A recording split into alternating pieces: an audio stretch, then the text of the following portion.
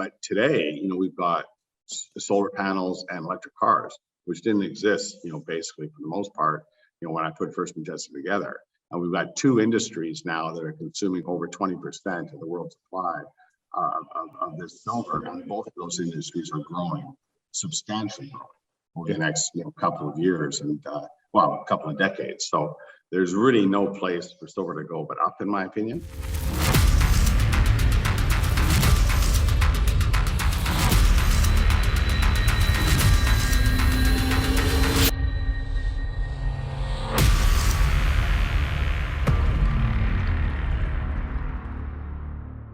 Hi, everyone. Thanks for joining in. Welcome back to Wall Street Silver. Before we get started, we would like to thank all of you for helping us reach 30,000 subscribers here on YouTube. This has been an amazing journey, and we absolutely love making the content here for the community, and we'll continue to grow. Subscribe and hit the alert button so we can stay in touch. Now, for today's video, we have Keith Neumeyer, the CEO and founder of First Majestic Silver. Keith, it's great to see you. Hi, Ivan and Jim. Great seeing you as well again, and follow all your stuff, and love what you guys are doing. Oh, thank you so much, Keith. First question is, there's about 5 million electric cars produced a year, and the electric car industry is consuming 100 million ounces of silver annually, Keith. Where's all the silver going to come from in the future? Will there even be enough silver? What do you think, Keith? Yeah, I throw these numbers out because I really would like, people to, do the work and really look at these numbers with some, thoroughness. There's a lot of secrecy in the business. You put a call into BMW or Apple, and ask them how much silver do they actually use. They're not going to tell you, right? So the Silver Institute does its best to come up with the numbers, and and often those are the numbers that I parrot, or repeat, because that's really the only kind of official numbers that we have. The automobile industry, I've done some of my own research, in addition to what the Silver Institute does, and you're right. That's 5 million cars or electric cars that were produced within a 90 million automobile industry. That number came from 2019, and people can go on the internet themselves and do their own research, and the number that the Silver Institute used as the demand for those 5 million cars, I think, was about 80 million ounces, just to be correct. I rounded up to 100 million ounces, and I have in interviews, but that was 2019. I have no clue what the 2020 numbers were, and I'm assuming due to COVID, maybe the numbers went down a little bit. No one knows, because we don't have that kind of insight within the automobile sector. 2021, 2022, I'm pretty certain, based on what the governments are pushing globally, that whatever that number was in 2019 is going to be a multiple of that in 2021, 2022, and beyond. So, you can do the math yourself, in an environment where we have 1.4 billion automobiles sitting on the surface of the earth, and the automotive industry is producing approximately 5 million electric cars, and the governments are wanting to remove these fuel combustion cars from the surface of the earth. How many cars need to be produced in a year over the next 10 or 20, 30 years to replace this above ground fleet? We could all, work, put an Excel sheet together ourselves and do the math, but the numbers are pretty silly. And I can tell you for a fact that there's not enough silver, underground to supply this demand. That's a good point with the typical electric car, whether it's Tesla or any of the other manufacturers. It's something like double or triple the amount of silver in an electric version versus a traditional internal combustion car. Is that roughly accurate? 2 or 3 times? Every car is different, I'm sure, but yeah. And look, it's I look at the whole EV sector.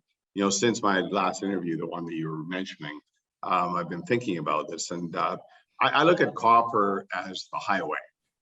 right? You know, that's our road to the future. I look at silver as the glue, right? You know, without silver, the road does not stay together, right? So you need the silver to you know, connect everything, to make everything work, and there's no replacement, you know, to it, because it's the, you know, electric conductivity, you know, it's malleability, and so on and so forth. It's just it's a great metal, and other than gold, you know, you're not going to replace silver with anything. You can try tin, you can try aluminum, you can, but none of these things will even come close to the efficiencies of silver. And as we push, you know, miniaturization and computerization to the limits, you know, of human, you know, capabilities, you know, you need, you know, these high intensive types of metals, you know, to achieve the, you know, the things that we're trying to achieve. So yeah, you know, whether it's 2 or 3 times as much silver in an electric car compared to a fuel combustion car, yeah, it's around that number. They're not going to tell you, but an electric car is basically a computer on a stack of batteries. Yeah. You know, quite a lot different than, you know, a fuel combustion car. Well, you know, I've heard some people try to suggest that copper is a substitute, but it's really not. I mean, if you look at the electric conductivity charts, silver is this graph I just shared showing on the screen for you, Keith? Yep. Oh yeah. Yeah. So Yeah. Silver is like, if you did it on a scale of 1 to 100, silver's 100. Silver defines. Oh, it's the chart. interesting. I would have put gold as number 1. It's interesting that silver's number 1. Yeah. Yeah. Gold has different properties, of course. But Yeah. copper's like a 97, and then I think gold was like a 78 on the scale of 1 to 100 in terms of electric conductivity. But yeah, and high speed communications, high speed electronics. You know, you got a Tesla car that's got something in the order of 6,000, you know, battery cells, you know, being run by a computer, and those battery cells heat up to fairly high temperatures, and they have to be shut off very quickly so they don't, you know, of course, cause issues. And so you've got a computer that's very responsible for the safety of that vehicle in very high intensive environment. You know, of course, in an automobile, there's nothing more intensive than that. So you have some pretty darn good technology, and I don't think there's nothing like silver that could actually even come close. well, with copper is of course cheaper, but it's not quite good enough at the job. And in a lot of these applications, speed matters in every bit of, and that leads me into solar. Well, that's why I say copper's the highway and silver's the glue. Yeah. For the big cables that obviously you need massive amounts of metal, they're going to go with copper just for cost. But the high performance parts in computer chips or soldering, I think in solar and electric vehicles, it's like silver makes sense. And people keep saying, is there going to be a different technology that's going to make silver obsolete? It's like, no, we know that the periodic table is pretty much set. It's not going to change. No, you know, it's you know, people can think that all they want, but you know, look, when something is dropping, people always try to come up with reasons for it, right? Yeah. So, you know, we've had silver prices go from $30 to, you know, the low 20s, and, you know, people are trying to figure out why. Here I am, you know, telling the world about, you know, the values of silver, and people think I'm a quack, but well, you know, you're with a bunch of fellow quacks. Don't worry, we are the quacks. We have the quacks audience right here. One of these days people will figure it out. But yeah, let's change it from electric vehicles more to solar, because that's the other big growth sector that's consuming so much silver. And here, I'm going to read off a piece of paper here that I wrote. So we're currently, our electric grid's about 2.5% solar generation. And just to reach that level of 2.5% requires about 80 million ounces per year of silver just to maintain this level. And so now we've got Biden talking about 45% mandates in the bill that's going through Congress right now. There's buried in a couple thousand pages. There's a page in there about a 45% mandate for solar, which I think I mean, I like solar, but I think it would personally make the grid unstable, but that's another video. But let's just say 10% or 15%, which is probably a reasonable goal for solar as a percentage of our grid. Just to get to that level, a 10 or 15% target of solar, that would require something on the order of 200 to 300 million ounces of silver Wow. per year to get to about a 15%. Does that sort of jibe with your estimates of where solar's demand for silver is going? We know that the silver or the solar panel industry consumes around 100 million ounces. And if you look at the solar panel industry a decade ago, it was much smaller. Yeah. But actually it was consuming quite a lot of silver, and silver consumption has been pretty flat over the last 3 to 4 years due to the efficiencies that the solar panel companies have been able to bring into the business, right? So, because a lot of the solar panel companies, you probably remember a decade ago in Obama, was famous, investor, or the U.S. government, put up a bunch of money into a company that ended up going bankrupt. But the point of my comment is that DuPont, who's the largest manufacturer of silver paste for the use in these solar panels, have now come to a point where they can't reduce the silver anymore than it's currently at. Yeah, I've seen those graphs. Yeah, they've reached a threshold. If they go lower, then the efficiencies of these panels are going to drop so substantially that there's really no point in using them. So really, so the solar panel industry has done a good job in improving the technology, but now we're going to start seeing the real growth, because with the governments changing, or legislation changing on a global scale. Of course, we see it in the United States, but it's throughout Germany, Japan, you name it, it's all over the world. Solar consumption is going to probably double or triple easily, in the next 3 to 5 years, and it could even be a much larger number than that. You're 45%. Can you imagine? Yeah. That would just be nutty if they would. Well, they couldn't achieve that anyway. If they tried, but even those kinds of numbers don't make sense. Yeah, but a 10 or 15% solar, portion of our electric grid probably is feasible with enough backup, for if it gets cloudy. I live in Florida, and I have solar on my house, and hey, when a cloud comes over my house, I see it on my little app on my phone. My solar consumption drops by 75% instantly. So you got to have, I just don't see us getting to a 45% electric grid and having a stable grid. I mean, it just doesn't. Yeah, it's going to be a supplement, and it's not going to be primary.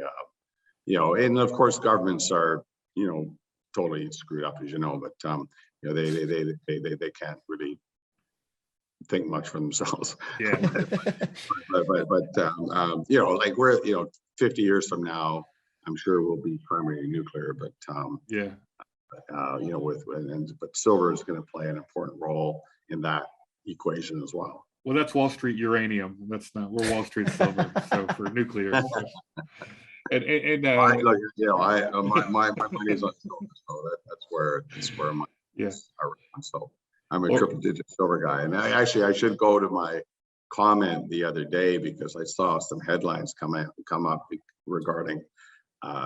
People are saying, "Oh, Keith is saying that I'm now predicting some new higher range in silver prices," which, I should clarify, because I'm not predicting $999 silver. But three or 400 is still is where you were talking. Let's make that clear. But in 2011 we saw 32 to 1, and that's when silver hit basically $50, and gold was 1,800. I think that 30 to 1 ratio is going to get challenged again, and if that's $2,000 gold, I think the math works out to about $75. I have to get a calculator out, but I think something like that.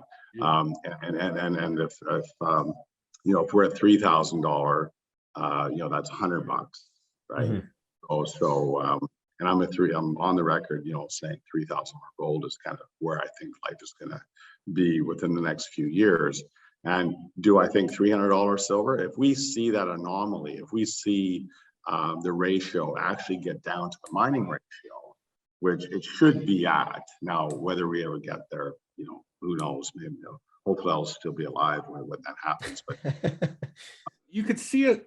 You've talked in the past that you think the industrial demand is going to exceed global mine supply within the next, I don't know, 5, 7, 10 years, where the Apples, the Samsungs, the Teslas of the world, China, just consume 100% of what the miners are producing, and there's nothing left for investors.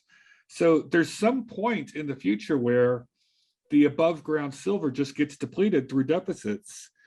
And then it's more of a real, it's like the copper market. Whatever gets produced gets consumed right away. No one's storing it in vaults anymore. It's all been used. And it's more of a free trading market at that point, isn't it? Well, I think at some point, the paper market will be overwhelmed.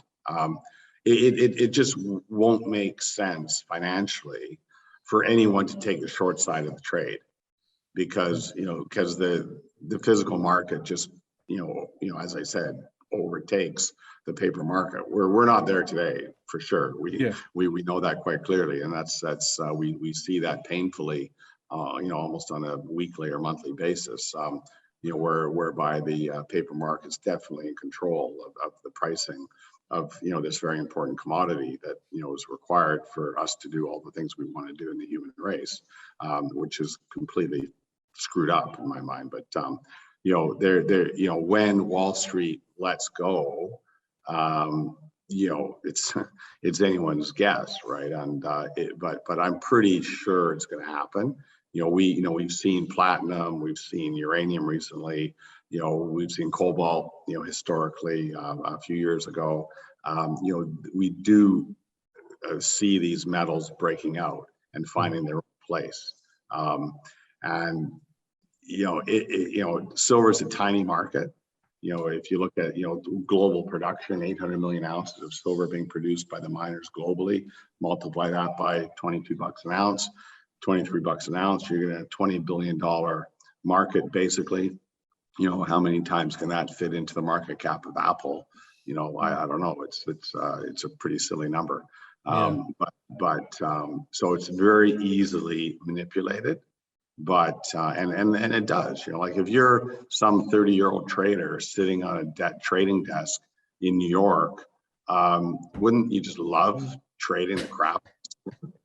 Like, why not? Like I'm sure there's people that listen to this that just love to do it because it's just so easy to make money, right?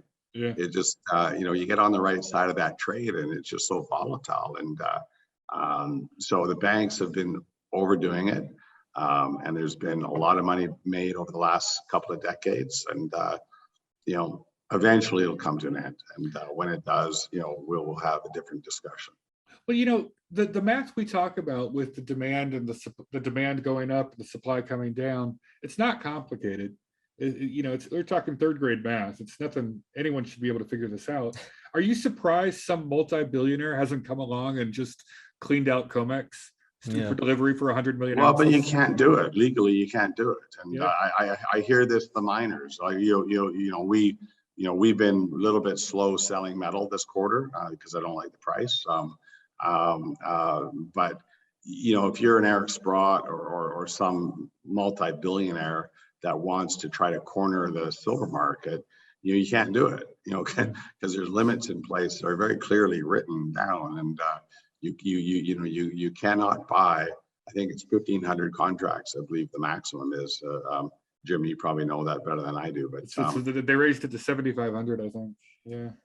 Oh, okay. Well, there you go. So how many ounces is that? Like what, 3.5 million ounces or something? 7,500 times 500. Well, what PSLV does is they intercept the 1,000-ounce bars before they even get to Comex. They don't buy from Comex. They buy from the refiners. Yeah. They buy from, or they buy from banks who take delivery from Comex. Right. And so there's ways to get around that if someone's truly, wants to take. For sure.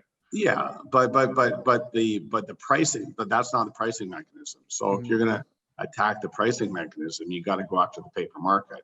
So if you deal in the physical market, yeah, you're right. You could, but you're still getting priced on the paper market. Yeah. Right? So to break the paper market, you got to go in there and challenge them, right? And the regulatory system doesn't allow you to do it because of the limits that are in place. Yeah. It would take a concerted effort by many, many, many wealthy people, all doing standing for delivery. And not only that, removing it from the vault system, taking it out of their in-system vaulting. But, because can you imagine like the Sprott Uranium Trust, for example? They've been, there's uranium prices gone from, call it 30 to 45 or something in that range over the last, month or so. If you had, we know there's physical silver trusts in place, there's a few of them around. PSLV is one of them. They go in and try to do the same thing. It wouldn't have an impact at all, because it's a totally different type of mechanism, and they've tried, but it has failed miserably. And when the Reddit crowd drove silver to $30 an ounce back, early in this year, you saw that CFTC clown come out on Bloomberg or Reuters or wherever, the CNN or wherever the hell he was getting interviewed, saying, "Oh, we're successfully tampered down the market." Well, you got a regulatory body telling the world that they were successful in preventing a market from going higher, and the damage that could have happened if they didn't do what they did would have been somehow devastating to the financial system. Yeah. So what they did was justified, right? And that's what this clown said on television. And this is a regulatory body preventing a commodity or preventing a price of something to go up. Like, who the hell gave this regulatory body the right to make a decision like that? Yeah. So now, Keith, people think that we can just go and recycle silver instead of actually mining silver. But last time you were on Wall Street Silver, we talked about the actual cost of like actual recycling silver. Can you give us a breakdown on why it's so hard to recycle silver and the actual cost? Sure. Well, I've actually invested in 3 recycling companies. And I've actually gone to 2 of those recycling companies' facilities. Nice. And witnessed the recycling process myself. And I can tell you, there's no money in it. It is so complicated and so difficult. 2 of the 3 recycling companies that I'm aware of that I've actually invested in are now bankrupt. Only one has survived today. And the reason being is because the metal is just so embedded. These technology companies of the world are so good at making these circuit boards, and they've embedded all these, copper, gold, silver, you name it, all these different, metals into these circuit boards, and it's almost impossible to get it out. You throw chemicals at it, you break it up, you grind it down into powder, you throw fire at it, you throw whatever you can at it, and it's just costs, right? And there's not enough valuable metal in these boards to pay for all the cost that it takes to get these metals out. So, like in a typical Apple phone, like my phone sitting here, there's apparently like $2 or $3 worth of silver in this thing. I know, other than what I've read on the internet, so I'm assuming that number's accurate. So, but it's going to cost you 3-4 times that amount, to try to get that silver out of there. So it just doesn't get done. It gets thrown in waste dumps. And that's why I've said several times on interviews that, 100 years from now, we're going to be mining waste dumps. Yeah. Because you can see in front of our eyes that grades on a global scale of mines are dropping. Silver grades dropping. And you look at the silver sector itself, and could go back to 2015, 2016, where we peaked out at about 880 million ounces of production that year. And I think 2020 is a COVID year, mind you, but it was somewhere around 750 or 780 or whatever the number is. So, 21, let's call it 800 million ounces of silver. You know, we just don't have the metal. So, you know, we're, you know, all these televisions, all these refrigerators, all these stoves, toasters, you know, appliances, you know, you name it, are buried in dumps around the planet. And, you know, eventually that's going to be the cheapest way of getting access to metal. And it's pretty shocking, but we're going to be measuring grams per ton of trash from waste dumps when we, it's like, hey, that old dump over there, it has 50 grams per ton of trash. We need. Yeah. Well, hey, look, in a 40-inch television, apparently there's 3 ounces of silver in a 40-inch television. Really? So, yeah. So have you ever recycled a television before in your life? Yeah. You know, I don't know of anyone that has. Well, so where's the Silver Institute getting this number of, you know, I see 140 million, 160 million, you know, almost 200 million ounces of silver that they claim is being recycled. It's a plug. It's a made up number. Yeah. So what they do is they estimate, they know what the supply is, generally speaking, okay, because a lot of it's public data. Some of it's not trackable because, you know, there's illegal mining and, you know, there's stuff under the table going into refineries in Dubai or, you know, wherever they're going, right? So, you know, they try to count as best as they can, but on the demand side, that's where the big flaw is. And you know, they'll count, you know, try to count how many cell phones Apple produced last year, and they'll try to calculate how many ounces of silver are in those cell phones. And you know, look, I've said to the Silver Institute a number of times that, you know, they should hire their own staff to do all this detailed type of work, but they're not willing to do it, and the costs of doing it would be just too extraordinary. So there's just a ton of guessing that goes into this stuff, and then they come up with a negative number at the end of the day. So that is a plug. The hedging number is a plug, and the recycling number is a plug. So that's how they balance their financial statement, is with these fictitious numbers. And, you know, that's one of my biggest beef with these numbers is it's mostly all just bullshit. You said, Keith, in prior interviews, we actually need to get rid of the futures market, and the producers should be able to control the price of silver. So how do we get there? Can we ever get rid of the futures market in the future, or there's just no way? You know, I suppose the producers can just stop using it. It's a challenge though, because, you know, the miners, you know, look, the system's been in place for decades. So, you know, our money comes from the banks, right? So we sell our metal to the banks. You know, it goes through the refinery system, and we pay the refinery system a fee on a per ounce basis. You know, they spit this metal out at the back door, and the banks pick it up and sell it wherever they sell it. It goes into industry and so on and so forth.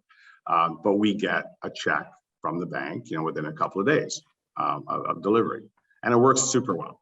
And you know, if you know, you'd almost have to take the banks out of the system, right? So you'd almost have, you would have to go direct to the consumer.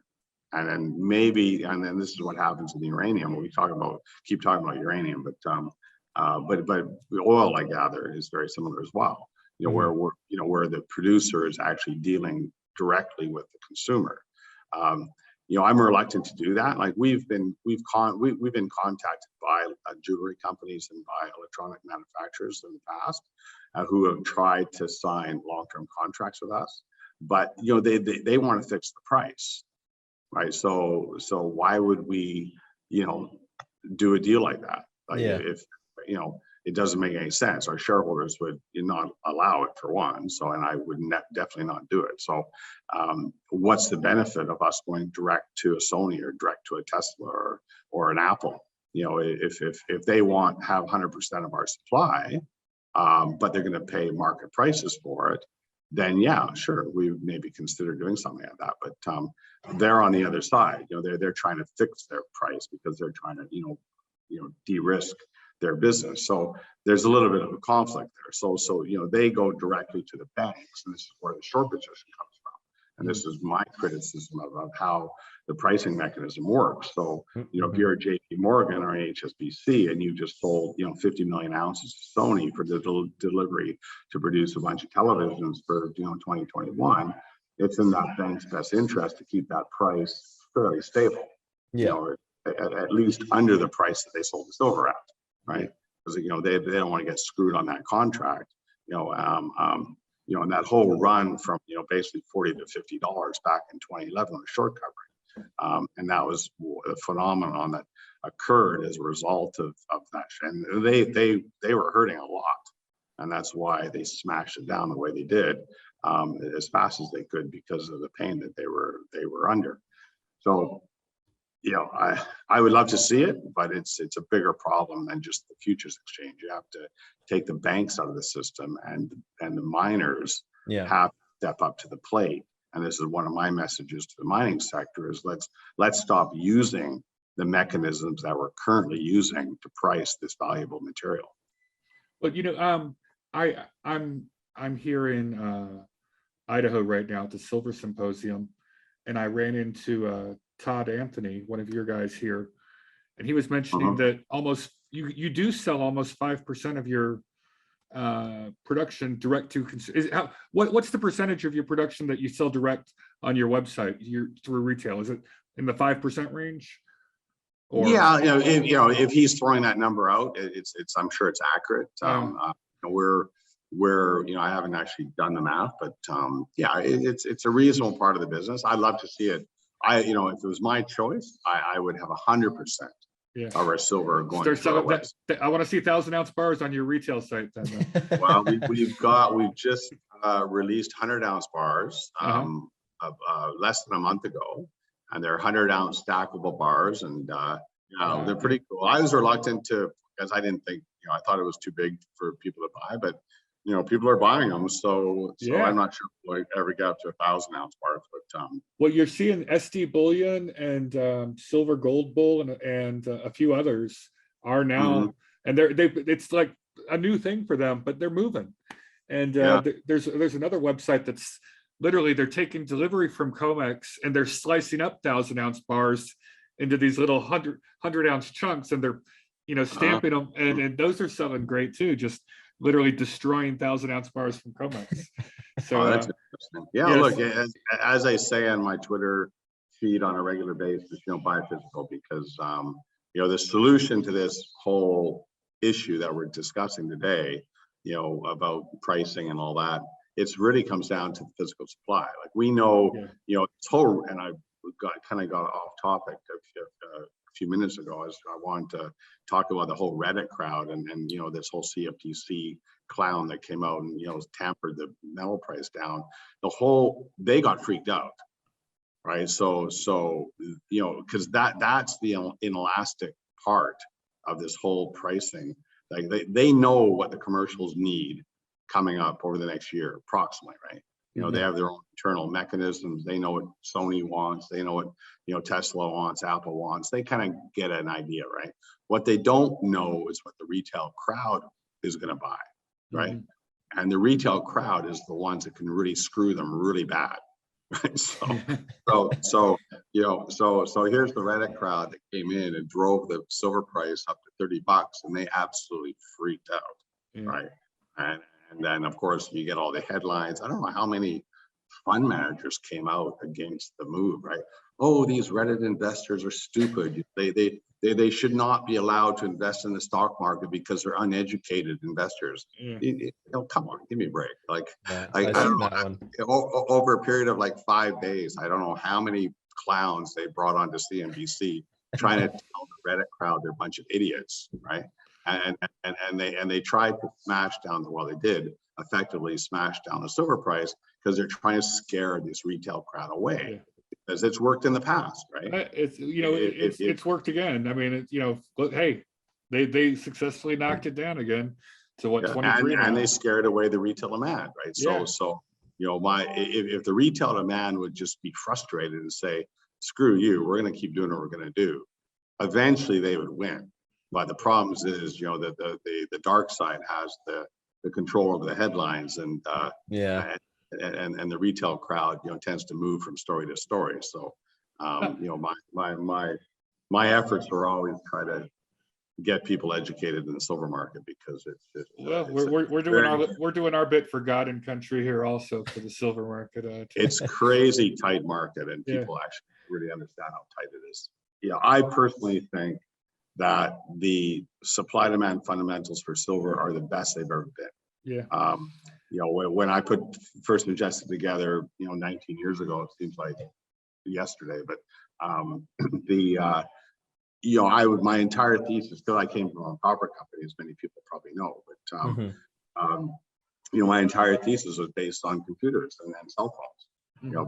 And I was actually a computer salesman as a young kid in the 80s, before I got into the mining sector. So I've always followed technology quite closely.